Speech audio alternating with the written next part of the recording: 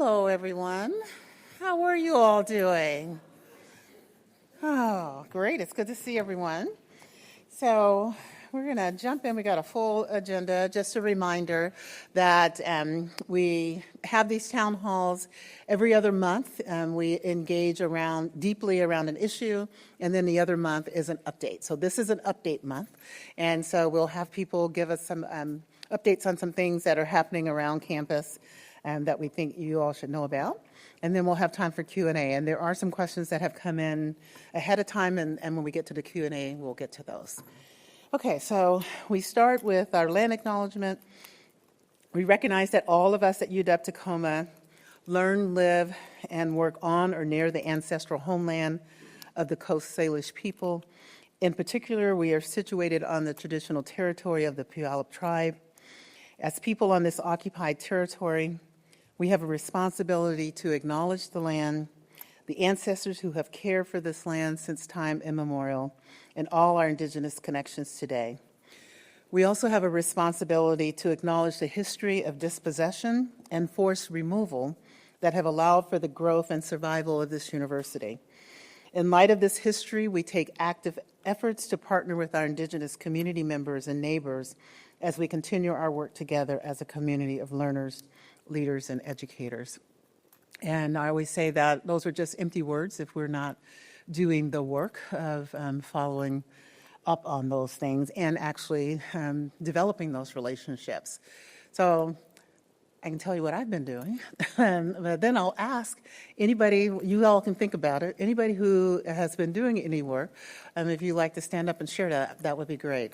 And as you all know, the Puyallup tribe has really been actively engaged with us throughout our campus master plan. And I had a follow-up meeting with the tribal chair a couple weeks ago now. And he said, you know, we should get together more often to talk about all of the ways that we could collaborate. I was like, okay, what does that mean? And so I have agreed to have monthly dinners with the tribal chair of the Puyallup tribe for us to continue to engage and think about what we might do together. And I'm actually going to be touring a building that they bought, that was gifted to them, just a couple blocks from campus. And they want to talk about what we might do to partner with them on that. And so I've never seen this building. I've been here 5 years and I haven't driven that far on Fawcett. It's like I get to Fawcett and I turn up on 10th or whatever. So I was like, okay, I've got to drive down there. But I'm going to be touring that building with him this month. So I'm really trying to make sure that, there are things that we need their help on, like they helped us plant the microforest, but there are things that they might need our help on. And so he's bringing those to our monthly dinners for us to engage in. Anybody else have anything interesting? Okay, great. So, and speaking of not so interesting, this is really interesting and great. I was thinking about the federal policy thing. Okay, so we also start with our land acknowledgement, and just a reminder of why we're here, and that is for to make sure that our students come in and graduate. And increasingly making sure that they not only graduate, but that they are prepared for their careers. So our numbers, just a reminder, these are in our strategic plan. Our 1 quarter retention rate, we're going to talk about that later. We have some data, really good news on that front. We still continue to have issues with the 1 year retention rate and the 6 year graduation rate because we had so many students leave during COVID. Our 6 year graduation rate, there's that lag from COVID that we're experiencing. So we'll continue to make progress on that with our Student Success Council. Okay, so here's the not so good news. We continue to monitor what's happening with the federal government. I guess there was some good news. The budget passed, a continuing resolution passed, I should say, with continued funding for NIH and NIH, NSF, and the Department of Education at a level which is crazy. So Courtney and I were saying, we're not quite sure what that means because they gave them more money, but they didn't stop the order of having the department disbanded, but there's more congressional oversight of what they're doing as they're moving forward with the Department of Ed. So I guess that was good news in some way. We also continue to get funding, so thank you to the faculty members who are part of the Access STEM group, because we got that funding. So I was surprised, because that is all about equity and diversity, but it was funded, so I'm very excited about that. And we continue to monitor what's happening with the immunization. I was like, what is it? Immunizations. Because there are now measles outbreaks on college campuses in other states. And you all know that we have a mandatory, well, as mandatory as we can have it. You can get an exception to not get the measles vaccine, but in order to enroll at any one of our University of Washington campuses, you're supposed to be immunized. And you can get an exception for religious reasons and that. We have not had large numbers of students take that exception. Most of them have done it. But as we are seeing more and more outbreaks of measles across the country, it is now on college campuses. So we're continuing to monitor that as we go forward. With that, I'm going to ask Courtney to come up and give us an overview of what is happening with the state legislature.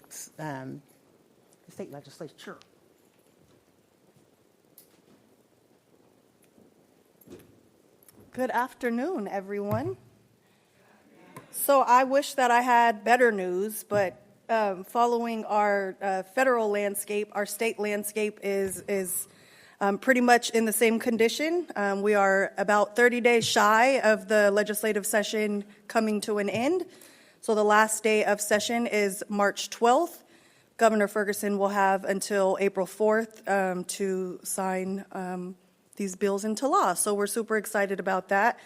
As you guys all know, the state implemented a 1.5% funding reduction to UW during the 2025 legislation and has proposed a 3% cut for the 26 legislation.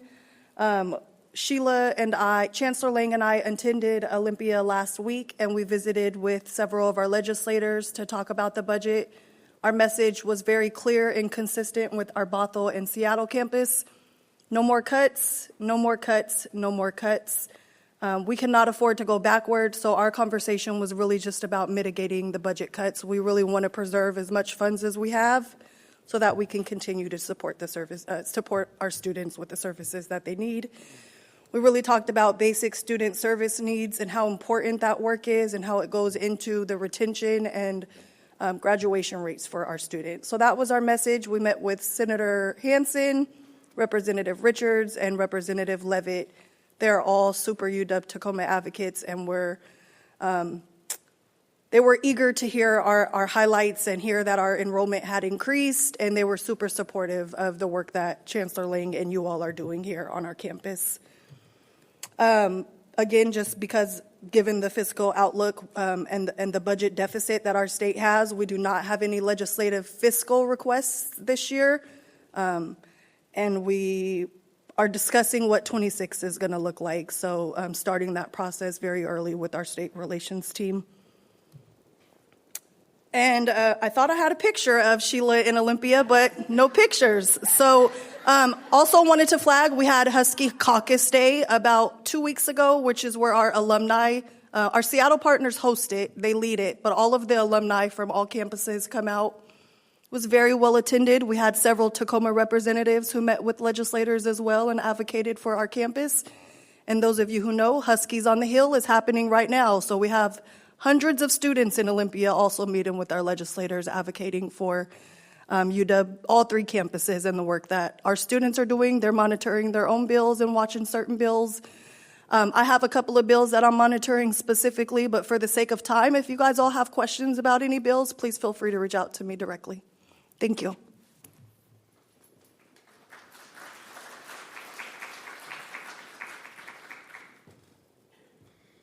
Okay. We thought we would have a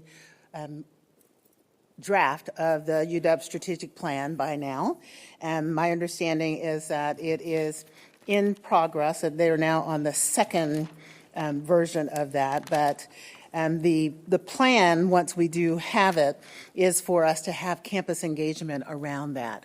The reason we were expecting it now is because the timeline is that it is supposed to go to the Board of Regents as a draft in March, in their March meeting. So we're at February 10th, and I'm hoping to have something here soon. There are quite a few folks from Tacoma who are on that. It's a 65-person strategic planning committee, and there are quite a few people on them. And my understanding is that we should not be surprised by the priorities, because we took they sort of took a compilation of all the strategic plans across the 3 campuses that existed and tried to come up with themes as a starting point for what people were already saying was important. As we go forward with it, so the idea is a preliminary draft to the board, with them adopting something later in June, final something by June. And then the expectation for us is that we would come back and then compare that to our strategic plan, see if we need to tweak our plan at any. But you all should know that our plan actually ends in 27. So the timing will be really perfect in terms of getting the university-wide plan in summer, launching our strategic planning effort in fall. Time just goes by so fast. Launching ours in fall so that by January of 27, or at least by the end of the 26-27 academic year, we would have our new campus strategic plan that would be aligned with the university-wide plan. So that is the goal. As soon as we have that, we will probably set up something special here at Tacoma for us to have discussions and provide input on that before it goes to the Board of Regents. And it's important to note that the idea is that is just the preliminary plan. We'll continue to collect feedback from them, from others, until the plan is done in June. So we'll have lots of time for input. And then, as I said, we will revise our own plan beginning next fall. So I have our, what did we call them? Our terrific trio is going to come up and tell us where we are on student success.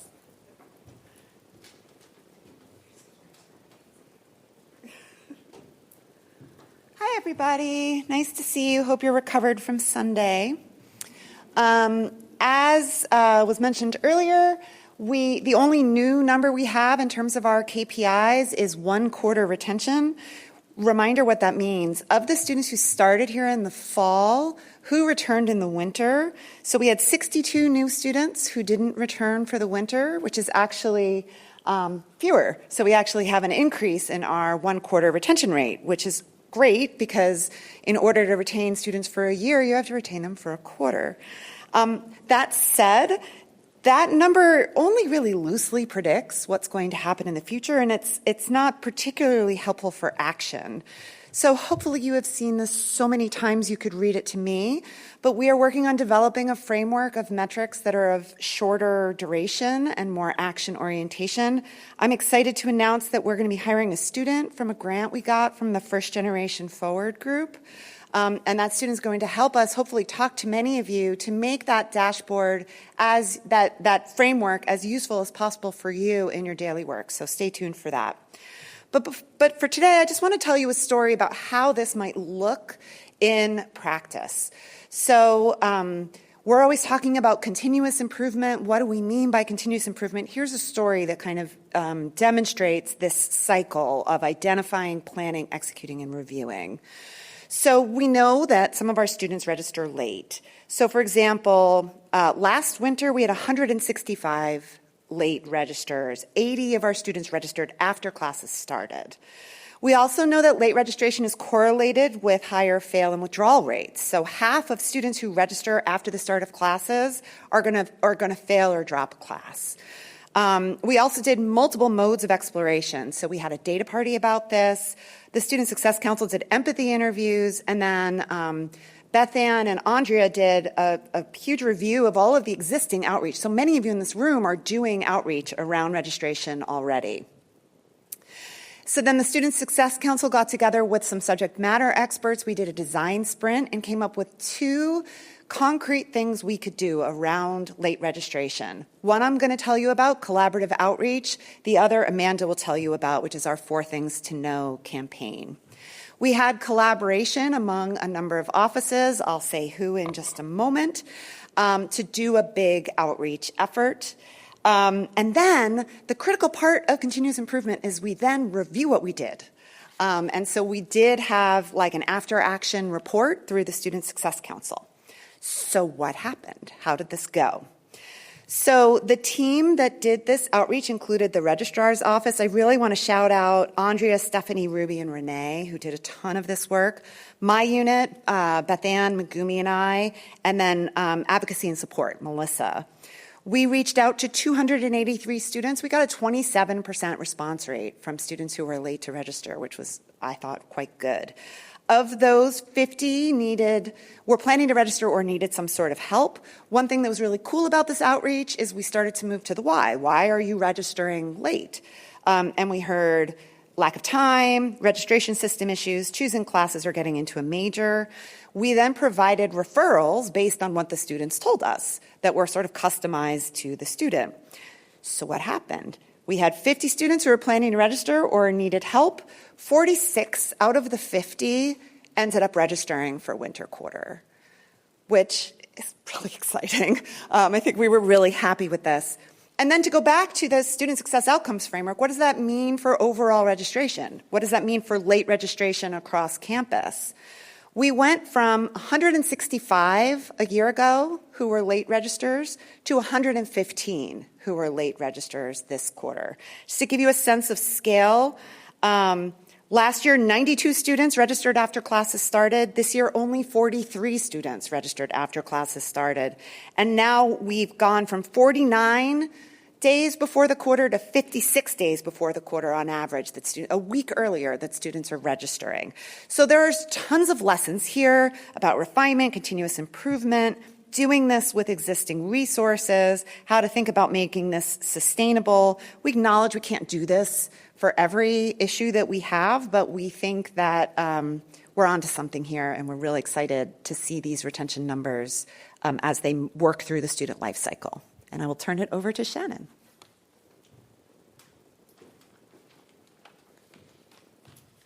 Good afternoon, everyone. Shannon Carr, Associate Vice Chancellor for Enrollment Services. Happy to see you again.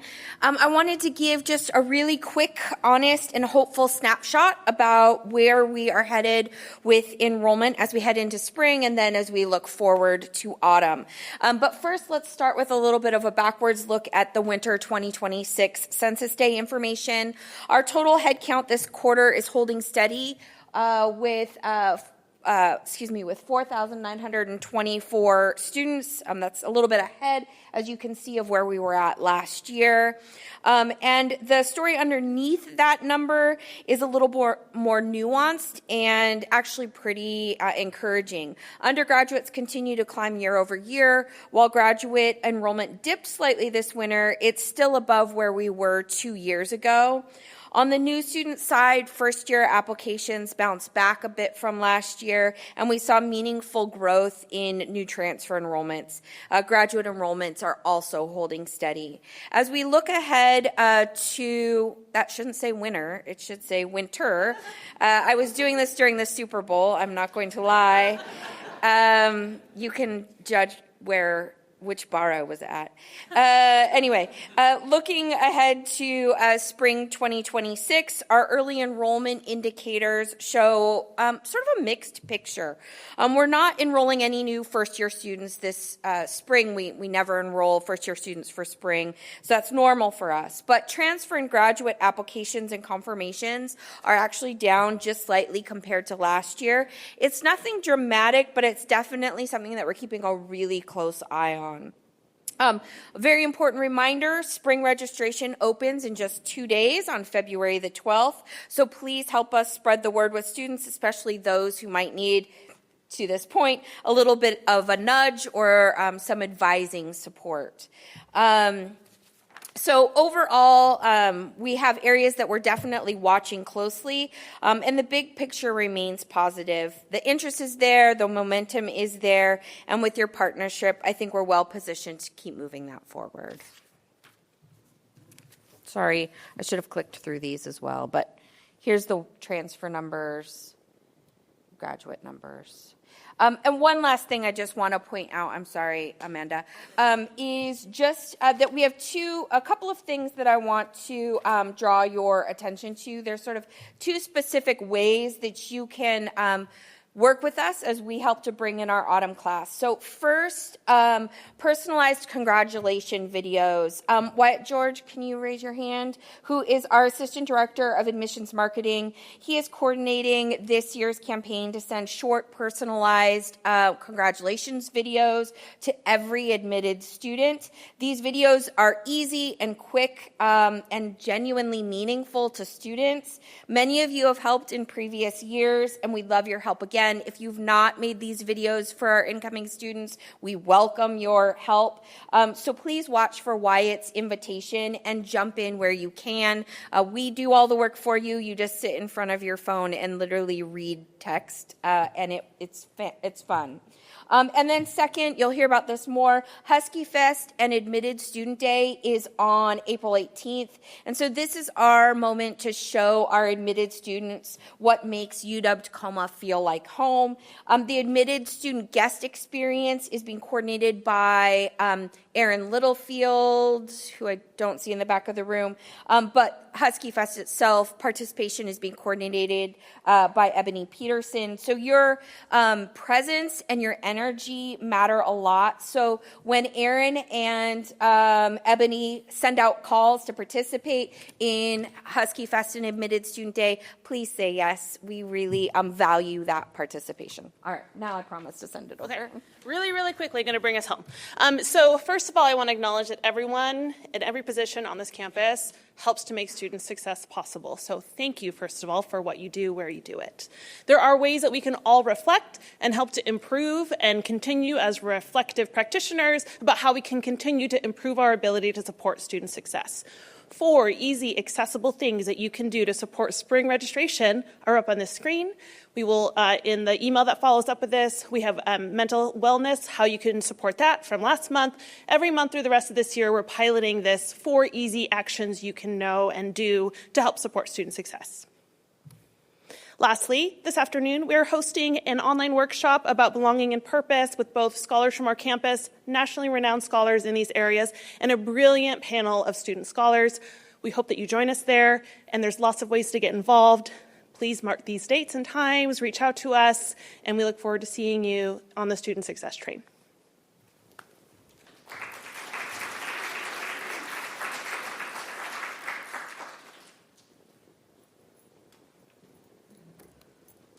Hi, everyone. Now for a quick budget update. So I guess we sandwiched you with bad news and then good news and then less fun news next. As many of you should be aware, this is just an update of where we are in our budget planning for this year. So as you know, we launched our kickoff for fiscal year 27's budget process in November. The governor put out his budget in December, and as Courtney mentioned, we are in a supplemental session, and we are awaiting at some point in February, after the economic forecast comes out, the House and Senate budgets, and then a compromise budget, hopefully. And so I'll get into a little bit more about how that impacts us in the next slides. This is just if you've come to any of our kickoffs before. As a reminder, our kickoffs are all recorded and are out on the budget website. Anyone has access to them with a net ID. So if you haven't seen this before, this is just to give you an idea of what our overarching budget process looks like. Up here is higher education, and UW is this little bubble right here. So in all of the things that are funded in the state of Washington, that is how we fit into the larger picture. The budget framework, again, this is the legislature passes a biennial budget. As Courtney mentioned, this is a supplemental budget cycle. The budgets that were implemented come in 3 packages: an operating budget, which is what we get to sustain day-to-day operations and other work on campus in conjunction with tuition and other revenue sources. We have the capital budget, which funds major and minor project initiatives. We did get in this budget for this biennia some money towards our emergency transformer issue we had a few summers ago. So those sorts of things are funded and can be funded in the capital budget. And then the transportation budget, which is a smaller portion of that funding. A larger piece, 56%-ish of our budget, is made up of tuition. And so as we look when our colleagues are talking about retention and enrollment rates, that is an important piece for us to keep an eye on as well. We have had modest enrollment growth year over year, which is great. But I will say, at this point, our enrollment growth and inflation and our other costs are not breaking even, and so that is something that we continue to think about here at the campus landscape, and to also talk with colleagues about understanding that enrollment and retention of students is all of our work. It impacts all of us, and this is a really major driver about how that happens operationally throughout all of our units. This is our fiscal context, so it's looking year over year at our operating fee collections. That's what we call the portion of tuition revenue that we get to keep here locally. Our state allocations, provisos from the legislature, which are very earmarked and for specific things and can't be used just across our operating budget as we would like. And then also our enrollment year over year. So you can see we are trending back upwards, but we have not quite reached where we were pre-pandemic. And so that's something to also be cognizant and aware of. And while our tuition has grown, as I said, it has not maintained growth at the level of inflation. And as you can also see, the legislature, while those buckets have remained relatively stable, they continue to provide more in provisos and earmarks rather than things that are open for general obligation within our operating budget. And so as many of you know who get grant and research funding, it's very similar around those same scales, right? When they give us funding in provisos, we're always very happy to get that money, but it has more specific earmark pieces that go along with it and can only be used for what they say it can be used for. Key budget drivers for this year, I think if there's anything that we're thinking about right now, this is it. The legislature governs how tuition is set across all of the higher education institutions. It's tied to a 15-year rolling average with the percentage of the labor and statistics data. And so it's very complicated, but it basically says the maximum amount that the legislature will authorize higher education units to raise tuition in any given year. Right now, that 14% average is sitting at 3.3% for tuition next year.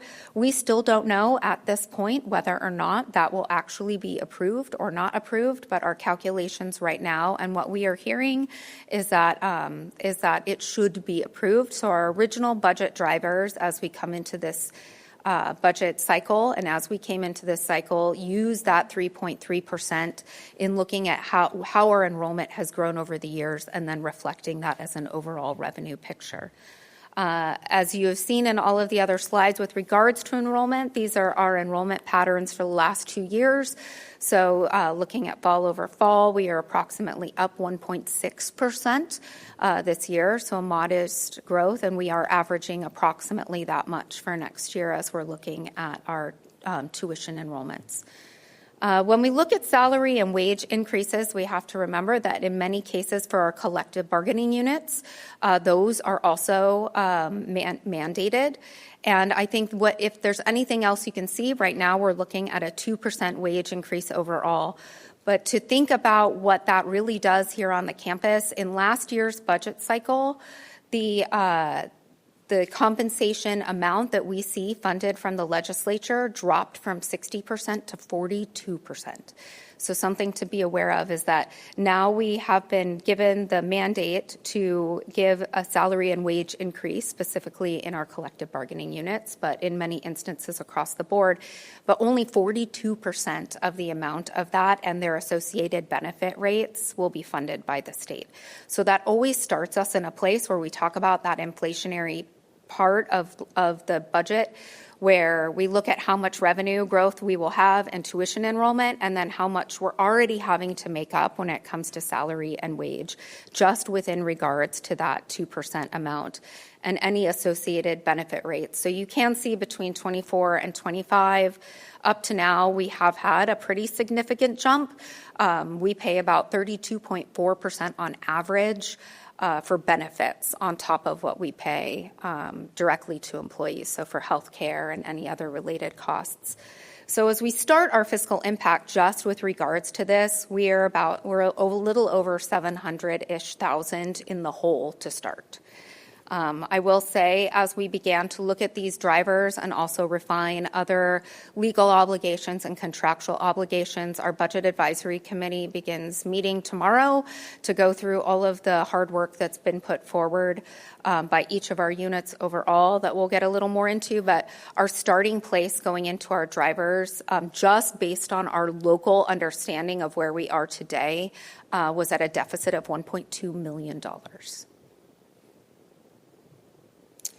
Then you take into the governor's budget proposal. So as I mentioned, the House and Senate will be looking at bringing forward their budget recommendations. The current recommendation that came out in December, which sort of sets the tone for this session from the governor's office, was a 3% general allocation reduction with another $3.5 million associated with the UW for specific administrative spending reductions.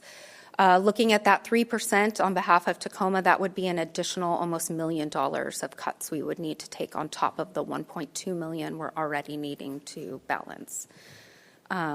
We don't yet know how that will look, and so at this point in our budget cycle, we sent out a number of requests when we launched in November. Again, that recording of our kickoff is published and available out, as well as with all of the PowerPoint information and other documents and information that we've sent out to the campus community. We did ask schools and units to submit 3% reductions for evaluation, and then we have asked units to continue planning for 5%. And that obviously goes into the fact that we don't know what will happen with the state budget cycle, and we may have to come back and cut additionally as much as we would prefer not to.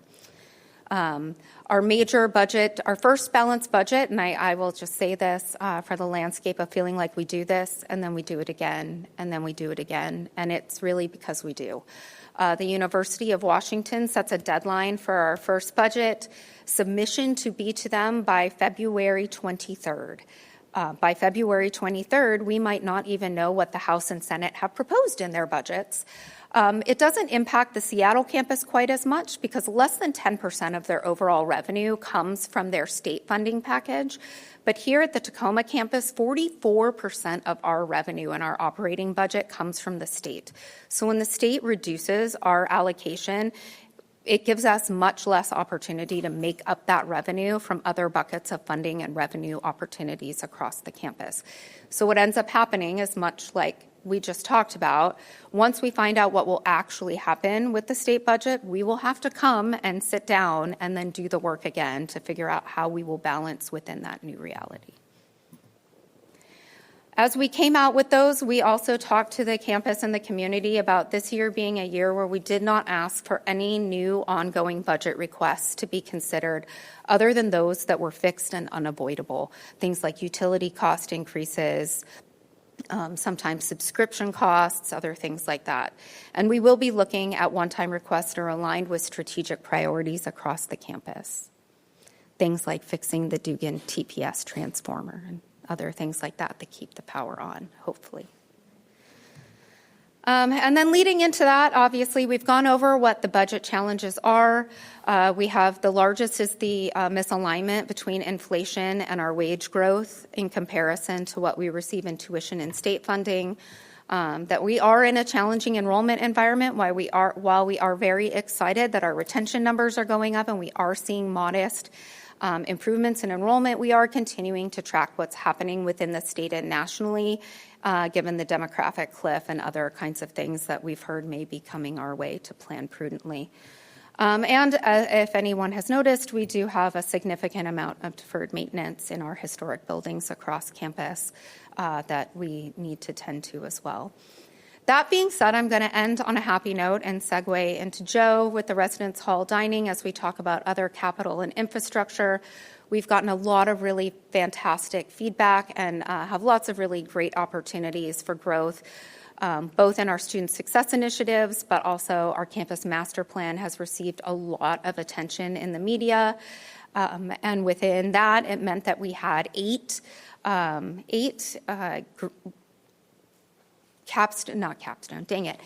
responses to our P3 project for Residence Hall dining, which is more than anyone thought we would have, and from all of the major players in that. And so Joe will talk a little bit about that.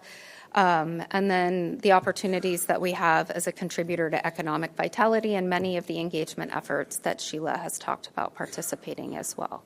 So with that, I will turn it over to Joe.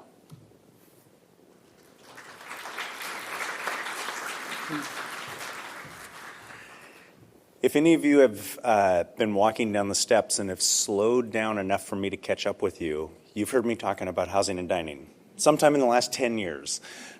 So what I wanted to do is just give you a quick update of where we are in the process, let you know what's happening. These are the two sites that we put forward to developers in the community through an RFQ, request for qualifications. The C1 site they have to do on that site. C2 is available should someone want to propose something that, provided more beds so we're in the process of hearing from them. We received 8 responses. In comparison, not that I'm competitive, but when Bothell went out for their housing dining that exists right now, they have 1,000 beds in a dining hall. They had 2 responses. So we got 8. And they were 8 good responses. They were solid responses. So we've narrowed that down to 4 that have an RFP, a request for proposals, and are in the process of hearing from them, of working with them, getting information to them, so that they can put together their proposals for what they would how they would propose to partner with us on our campus. We're shooting for somewhere between 400 and 500 beds. With right now, a 16,000 square foot dining hall. So with meal plans for our students that would make meal access to food on our campus is a big deal. It's right under parking. So we're in the process of helping those 4 develop their proposals. We will have a partner selected by May 15th. We're going to go, so what happens then is you negotiate with them over the next 6 months so that we don't waste 6 months in timing. We're going to start design right away. And that will be the opportunity for people to participate and hear feedback on kind of design ideas for how this gets built. So design and permitting will begin on June 1st of this year. We will negotiate that deal, get that done by January, although I heard an earlier date yesterday, it was like November, that we would bring this to the regents for their approval of the deal, start construction in July of 27, and open that facility to students in autumn of 29. Which they all said they could do. We've been working with planning and budgeting and for what seems like a lifetime now, but there were doubts as to whether or not people would respond to our RFQ. There were doubts as to whether or not people thought we would be able to meet this timeline. All 8 of those responses to our request said that they could do it by autumn of 29. So that's where we are in the process. I just wanted to give you a quick update on where it is.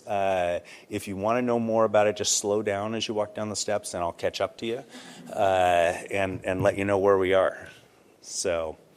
And next, Ebony's going to come talk about Husky Fest. You heard about that earlier with Admitted Student Day and Husky Fest and how exciting that's going to be on April 18th.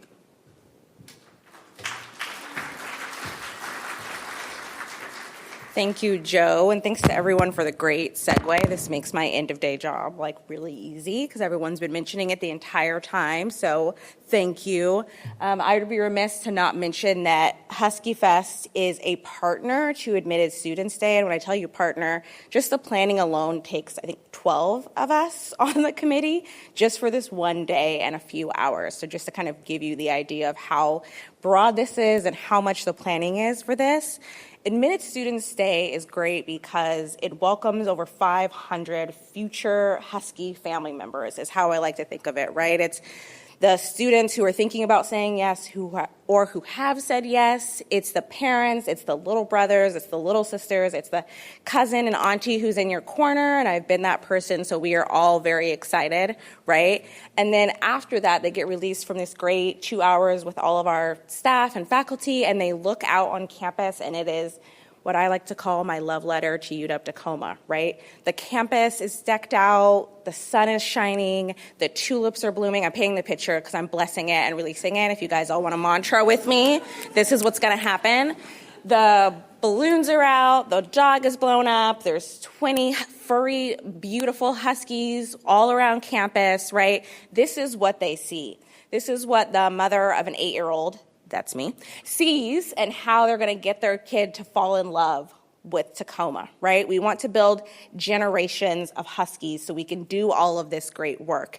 And our job, all of us in this room, is to get people there and to get yourself there, to tell people how great it is. Because it's one thing seeing the incredible train wrap that we have going through the city by our wonderful marketing team. It's another thing to meet the faculty who are going to teach you, to meet the advisors who are going to be there to help you, to meet our chancellor and understand she has 5 pair of purple sneakers and she's just a regular person like the rest of us who love shoes, right? So all of that leads to a foundation where people really fall in love with our campus. So the ways you can help us do that is, of course, being a part of Admitted Students Day programming, while working with Erin and her team to make sure you can, put on a lab or do something fun. And then also there's an opportunity to table, to have the students come directly to you, learn about your school, learn about your programs and everything you do. And on top of that, it's a lot of fun. So bring people we have entertainment, and that's, done by someone in our office, everything from singing, dancing. We have face painting was something we added last year. Every year we're trying to do something better, but I loved seeing all the families with purple glitter and paws and gold all over them. It's really a great opportunity to see that. The bookstore becomes involved, and if you didn't know, our planning team actually goes out to all of the downtown community. We give them posters to put up. We, put out their discounts for the day. Erin and her team work really closely with us to create $10 meals for all of the students who come visit. Even the food trucks are involved in that, so they create whole meals for our students. And if they can't do that, they can't come. So we are serious about people being here for our campus. So scan the QR code, go to the website, show up, answer our emails, and if you are thinking I don't know if I can work a Saturday, I don't know how I'm gonna be there are other ways to be involved. You can volunteer the week leading up to it to help with setup. We could put your school or program's promotional items at our prize wheel so people win that, and if you didn't know, the more of our logo, products, stickers, cups, t-shirts, hats we get into people's hands, the more we are getting the word out at UW. We're saying, hey, where'd you get that hat? Hey, where'd you get that lunchbox? We're putting our name out there. So it's really important, not only from a loving UW Tacoma, letting people know we care about our community standpoint, but also when we look at these admissions numbers, when we look at kind of where we want to go in the next few years, it is events like this and all the work so many of you are doing that lead to those rising numbers. So it's an important event, and I hope you all will join me in making sure people fall in love with our school as much as I do. Thank you.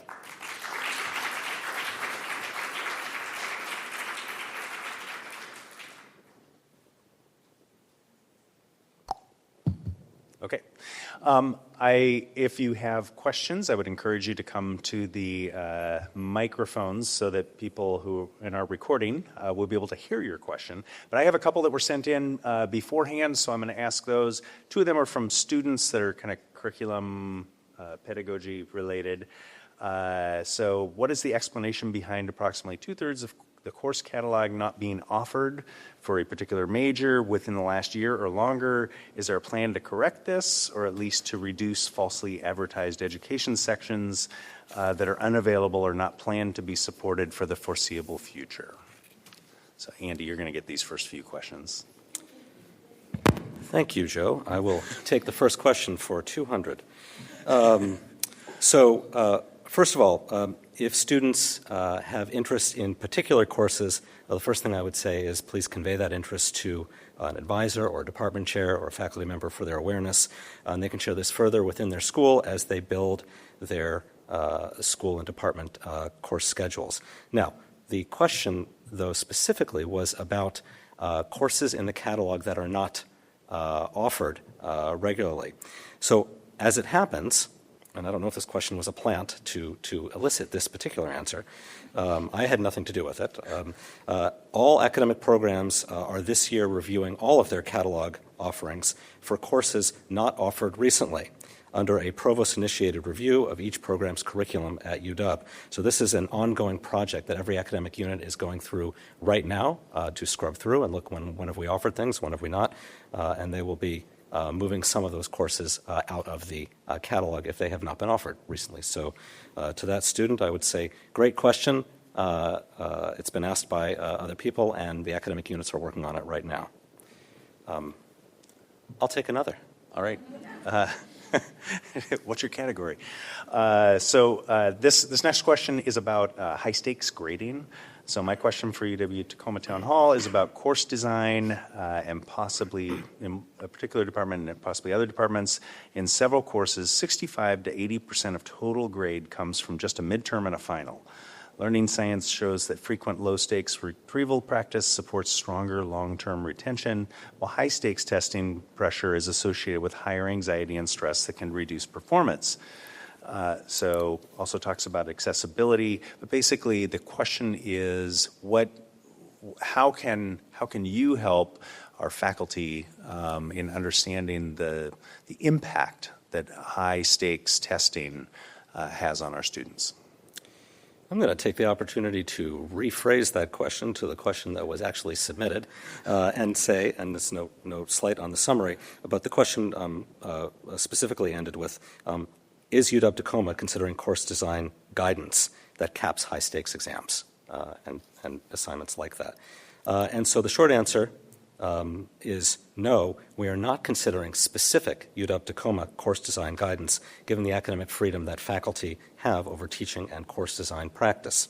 I would, however, point to the Teaching at UW website and in particular the core elements of effective teaching, guidance, and the links recently approved, I think last year or the year before, by Faculty Senate. And these include an emphasis on exactly this point in favor of more frequent low-stakes assessment. So we won't be doing this specifically for UW Tacoma. UW generally has promulgated this guidance. And for any of you who haven't looked at the core elements of effective teaching, I know many of our faculty here have participated in committees that from which those came. It is a good resource in thinking about course design and assessment design. So, okay, my last question, which means that the next one's coming from you. I'd encourage you to go to the microphone. So this is from a faculty member. Recent budget decisions, including the copy center closure and elimination of research quarters, were announced to faculty without prior consultation. Presidential Order 4 grants faculty authority to share responsibility and budget recommendations. Excuse me. Specifically, campus-level faculty input was not sought through existing governance structures such as faculty assembly or executive council. Can you describe the process by which faculty input was sought on these budget decisions? And going forward, what specific process will you implement to ensure meaningful faculty consultation before budget decisions are finalized? So I'm going to talk only about the research quarters part of this. The other part of this question involves personnel actions, and I'm not going to be speaking about that here. So a little bit of context on this. Faculty research quarters are quarters in a faculty member's third or fourth year when they are released in full from teaching responsibilities. This is tenure track faculty released from teaching responsibilities. And in light of the significant budget challenges that I see all of our schools and support units facing over the last few years, in and out of academic affairs, including potential layoffs and inability to fill faculty and staff vacancies, I consulted extensively with our academic deans about sunsetting this practice for faculty starting next year and moving forward. I'm willing to discuss this in greater detail at my open forum next week, but in short, this is a wonderful opportunity that comes at a cost that I do not see us being able to sustain into the future. Now, this question specifically, though, was about consultation. So let me say that I shared this, for those of you who don't know this context, I shared this thinking with Faculty Assembly, and I should have consulted with them or the Research Advisory Council first, and I regret not doing so. So I've already invited them to share feedback with me on this before moving ahead with this decision, and I look forward to that input. I'm happy to stay up here if the next question is for me or relinquish the floor to anyone else. You can either come here or I can bring the microphone to you.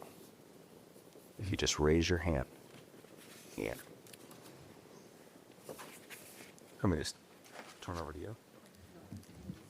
Hello, everyone. Andrew Siebert. My mic is too tall for me. I am too short. My question is regarding not necessarily the copy center, but kind of regarding maybe a future question.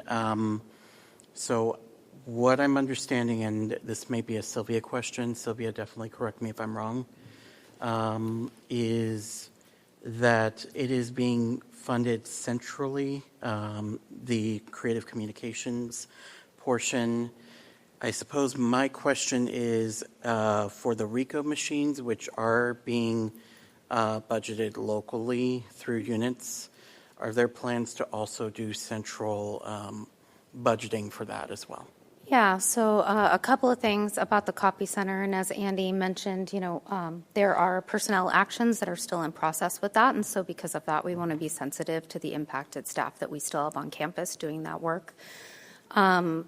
With regards to creative communications, they will be on site here in the coming weeks, talking with faculty and staff and units, demoing work around how that works.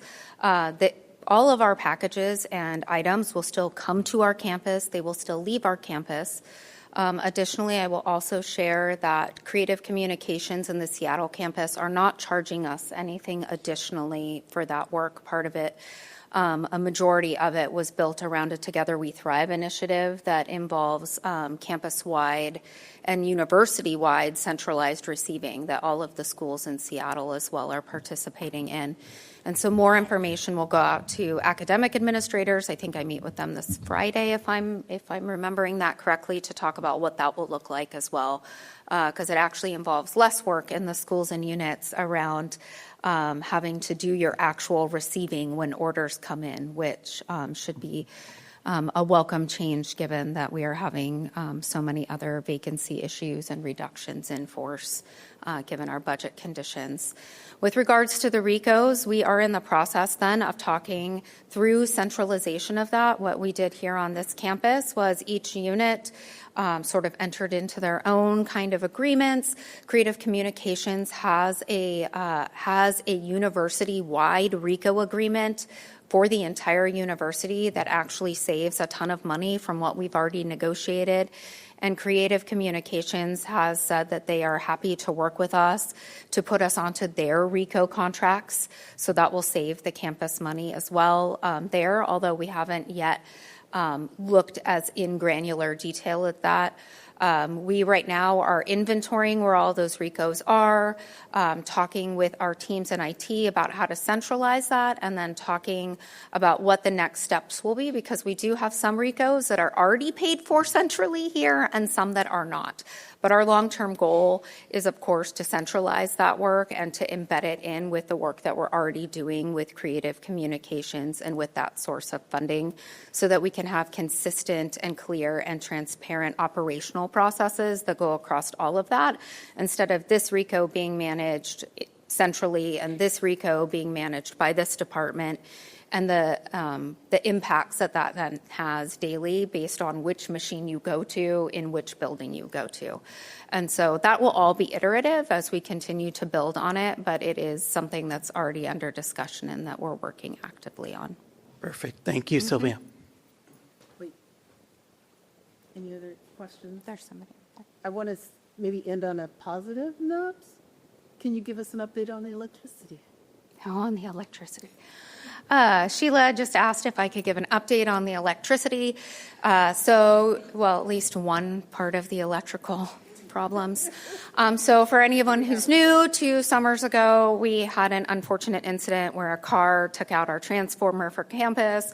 And that transformer was, I think, over 30 years old. And so we've been limping along on a temporary solution while a new one was designed and put into place, which thankfully the state also pitched in $3.9 million towards a multi-million-dollar project. So you will see in the coming months announcements and coordination, although more coordination has been done with impacted units already. In March, we will have one 12-hour shutdown during the spring break time to begin preparation to take us off the temporary work. And then we will have another one in June after commencement to actually plug it all back into the permanent new solution that should then stabilize our power. I realize that two disruptions seems like, well, why couldn't you just do it all at once? There's a lot of risk that goes along with that. And if one thing doesn't work well in March, we have time then to prepare for it and to fix anything by June. We did it to have least impact to our faculty, staff, and students. If we had run into that and done back-to-back after commencement, but in the short window before summer term, we could have potentially put ourselves into a position where we would not be able to turn everything back on for summer. And that is absolutely not what we want to have happen. And so when we make decisions, it's very much about they're not always the best, we're not always given the unicorns and rainbows. It's about which of these things is the least risk to the campus and the community. And so that's the reason for separating those. But yay, one of the emergency power issues will be permanently fixed this summer. Yeah. So. Yeah. And it looks like there's one other question. Oh, was there another question? No? Oh, okay. Okay.